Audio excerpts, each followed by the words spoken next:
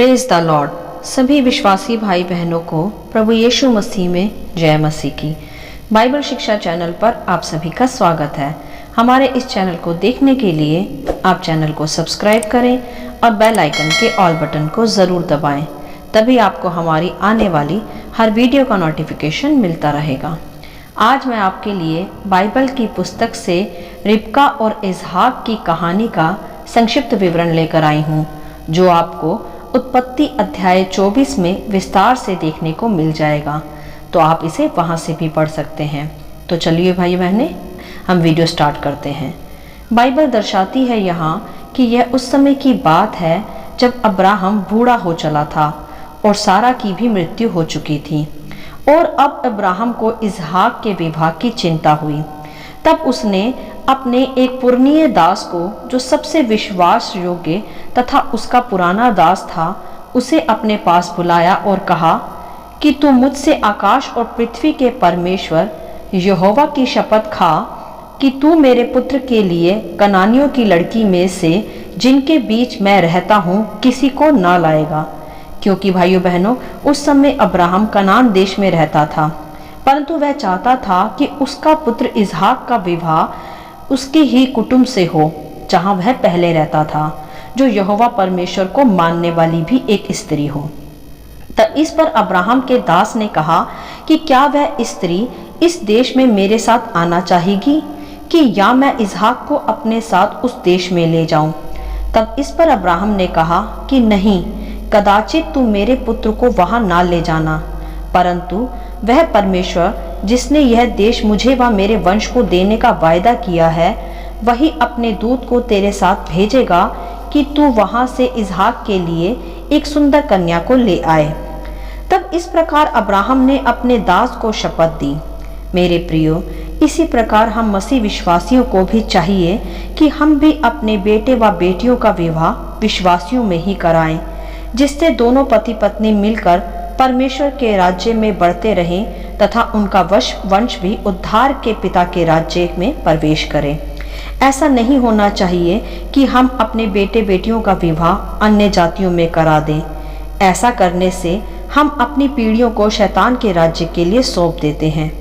फिर चाहे विवाह में कुछ देरी भी हो, परंतु हमें चाहिए कि हमें कभी भी अन्य जातियों से विवाह संबंध नहीं बनाना चाहिए, वरन धीरज के साथ परमेश्वर से प्रार्थनाएं करनी चाहिए कि फिर वह आप ही हमारे बच्चों के लिए हमारे परिवार के उत्तम संबंधों को स्थापित करें। हमें उससे ही प्रार्थनाएं करनी चाहिए, एक सच्चे और विश्वासी जीवन साथी के लिए। हालेलुया। तब आगे हम देखते हैं कि अब्राहम से आज्ञा प्राप्त करने के पश्चात उसका दास बहुत सी भेंटें अपने साथ लिए चला, जैसे ऊंट, सोना और उत्तम उत्तम पदार्थ, और यह सब लेकर वह मेसोपोटामिया में नाहोर के पास पहुंचा। तब वहां यह संध्या का समय था। तब दास ने ऊँटों को एक कुएं के पास बैठाया, और उस समय बहुत से स्त्रियां कुएं पर जल भरने आया करती थीं। तब उस दास ने सर्वप्रथम परमेश्वर से प्रार्थना की कि हे परमेश्वर, मेरे स्वामी की इच्छा व मेरे कार्य को सफल कर। और उसने इस प्रकार भी प्रार्थना करके परमेश्वर से कहा कि वह उसे एक चिन्ह दिखाए, कि वह जान सके कि जो कन्या उसने भेजी है वह परमेश्वर की ओर से है।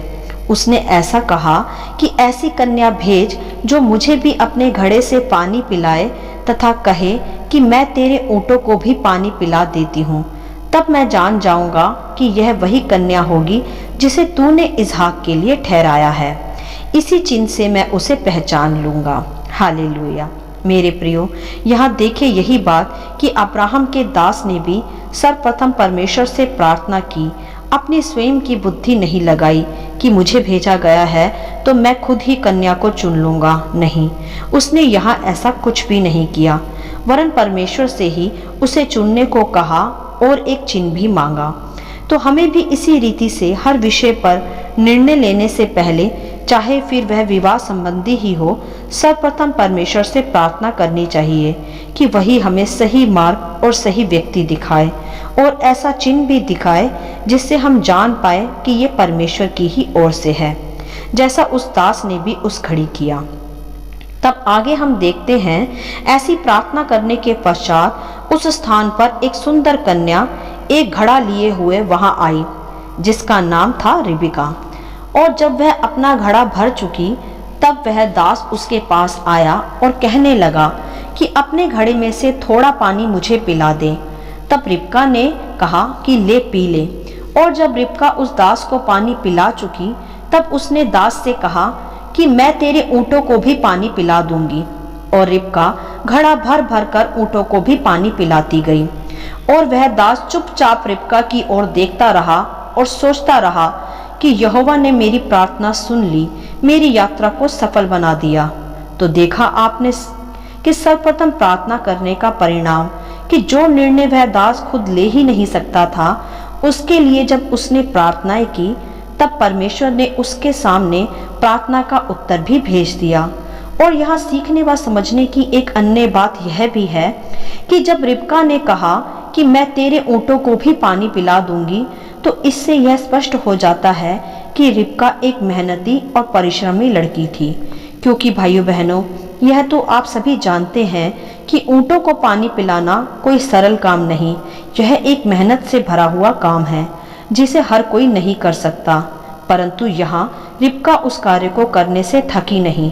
उसने खुद से ही ऊँटों को पानी पिलाने के विषय कहा, जो कि यह स्पष्ट कर देता है कि वह एक मेहनत करने वाली तथा दया से भरी हुई स्त्री थी, जिसका प्रतिफल यहोवा उसे देने जा रहे थे इसहाक के रूप में। हालेलुया। तब आगे हम देखते हैं कि जब रिबका ऊँटों को पानी पिला चुकी, तब उस दास ने आधा तोले सोने का एक नथ निकालकर उसे भेंट में दिया और उसके हाथों में सोने के कंगन भी पहनाए। और उससे पूछा कि तू किसकी बेटी है? क्या तेरे पिता के घर में मेरे रहने का स्थान होगा? तब रिबका ने उत्तर दिया कि मैं नाहोर के जन्माए मिल्का के पुत्र बतूएल की बेटी हूँ, और हमारे यहाँ तेरे व तेरे ऊँटों के टिकने के लिए स्थान मिलेगा और तेरे ऊँटों के लिए चारा भी बहुत है। तब उस दास ने फिर से यहोवा को दंडवत कर उसका धन्यवाद किया कि परमेश्वर ने उसके कार्य को सफल किया। मेरे प्रियो, ऐसे ही हमें हर कार्य के पूरे हो जाने के पश्चात भी सदा धन्यवाद की प्रार्थना करना नहीं भूलना चाहिए। तब फिर रिबका ने जाकर यह सारी घटना अपने माता पिता को सुनाई। तब लाबान ने, जो रिबका का भाई था, बाहर जाकर उस दास को भीतर बुलाया और कहा कि मैंने तेरे व तेरे ऊँटों के लिए स्थान तैयार कर दिया है। क्योंकि भाइयों बहनों, लाबान ने अपनी बहन के हाथों में सोने के कंगन व सोने की नथ को देखा था, तो उसे लालच भी हुआ। क्योंकि बाइबल बताती है कि लाबान शुरू से ही लालची पुरुष था, इसीलिए वह उस दास को लालच के कारण भी आदर करने लगा। तब रिबका के पिता ने उस दास के आगे जलपान रखा, परंतु उसने कहा कि मैं जब तक कुछ ना खाऊंगा, जब तक मैं अपने यहाँ आने का प्रयोजन ना बता दूं। इससे यह पता चलता है मेरे प्रियो कि वह दास उपवास के साथ यहाँ आया था, जिससे उसका कार्य और परमेश्वर की मर्जी पूरी हो। तो यहाँ हम फास्टिंग प्रेयर की पावर को व महत्व को भी देख सकते हैं। तब उस दास ने रिबका के भाई व पिता को अब्राहम के विषय सब बताया कि उसी ने मुझे यहाँ इसहाक के लिए कन्या लाने को भेजा है। और उसने यह भी बताया कि यहोवा का दूत ही मुझे यहाँ तक ले आया और मेरी प्रार्थना के पश्चात मुझे चिन्ह भी दिखाया कि जो लड़की मेरे ऊँटों को पानी पिलाएगी वही इसहाक की पत्नी होगी। इस प्रकार मुझे रिबका मिली। और यदि अब तुम मेरे स्वामी के साथ कृपा करो और सच्चाई का व्यवहार करना चाहते हो तो मुझे बताओ। ऐसा उस दास ने वहाँ बतूएल से व लाबान से कहा। तब बतूएल व लाबान ने यह सब सुनकर उत्तर दिया कि यह यहोवा की ओर से ही आज्ञा है, इसलिए हम कुछ नहीं कहेंगे। रिबका तेरे सामने है, उसी से पूछकर उसे ले जा। यहाँ हम देख सकते हैं कि उस परिवार का भी विश्वास परमेश्वर पर था, इसीलिए परमेश्वर ने वहाँ पर इसहाक की पत्नी होने के लिए उस दास को भेजा था। तब यह सुनकर उस दास ने और सोने के गहने और कुछ वस्त्र भेंट में फिर से रिबका को दी तथा उसके भाई व माता को भी अनमोल अनमोल पदार्थ दिए। तब अगले दिन रिबका के भाई व माता ने रिबका से पूछा कि तू क्या चाहती है, कि इस मनुष्य के साथ जाएगी या नहीं। यहाँ एक बात मुझे अच्छी लगी मेरे प्रियो, उसके घर वालों की, कि उसने रिबका की मर्जी को पूछा। यह नहीं कि अपनी इच्छा व लालच में आकर उस पर अपनी मर्जी थोपना चाहा। यही होना चाहिए हमारा भी व्यवहार अपनी बेटियों के प्रति, कि विवाह से पहले हम उनकी मर्जी को भी जान लें, ना कि अपनी ही मर्जी उन पर थोपे। बस ध्यान रखे यह कि लड़की किसी गलत विचारधारा में ना फंसी हो। बस हमें विवाह से पहले उसकी भी मर्जी जानना आवश्यक है, जैसे वहाँ रिबका के घर वालों ने भी पूछा। तब रिबका ने पूछने पर उत्तर दिया कि हाँ, मैं जाऊंगी। तब घर वालों ने रिबका को उसकी दाइयों व साथियों के साथ विदा किया और आशीर्वाद दिया कि हमारी बहन, तू हजारों लाखों की आदि माता हो और तेरा वंश अपने बैरियों के नगरों का अधिकारी हो। हालेलुया। तब रिबका अपनी सहेलियों सहित ऊंट पर चढ़कर उस दास के साथ चली गई। तब आगे हम देखते हैं कि मार्ग में दक्षिण देश में वहां इसहाक मिला, तथा फिर इसहाक ने अपनी आंखें उठाकर उन ऊंटों के दल को आते हुए देखा। तब रिबका ने भी आंखें उठाकर इसहाक को देखा और देखकर दास से पूछने लगी कि यह पुरुष कौन है। तब दास ने उत्तर दिया, यही तो मेरा स्वामी इसहाक है। तब रिबका ने अपना मुंह घूंघट से ढांक लिया। तब दास ने इसहाक को रुककर संपूर्ण वृत्तांत सुनाया। तब इसहाक ने रिबका को अपने साथ ले लिया तथा उससे विवाह किया। इस प्रकार इसहाक को माता की मृत्यु के पश्चात शांति मिली और इसहाक और रिबका का विवाह संपन्न हुआ। हालेलुया। मेरे प्रियो, यह थी रिबका और इसहाक की संपूर्ण कहानी। अब इस कहानी से हम कुछ विशेष बातों को सीखेंगे व समझेंगे।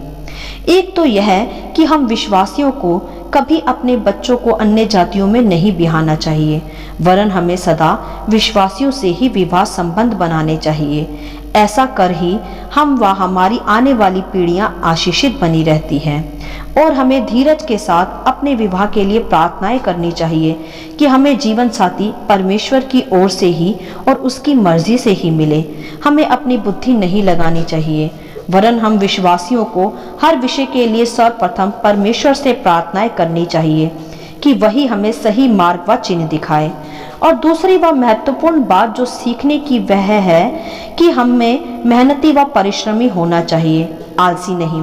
मेरे प्रियो, जब हम अपने मसीह जीवन में मेहनती व परिश्रमी बने रहते हैं, तब हमें मेहनत व परिश्रम के फल के रूप में परमेश्वर की वाचाएं सिद्ध होती हुई मिलती हैं।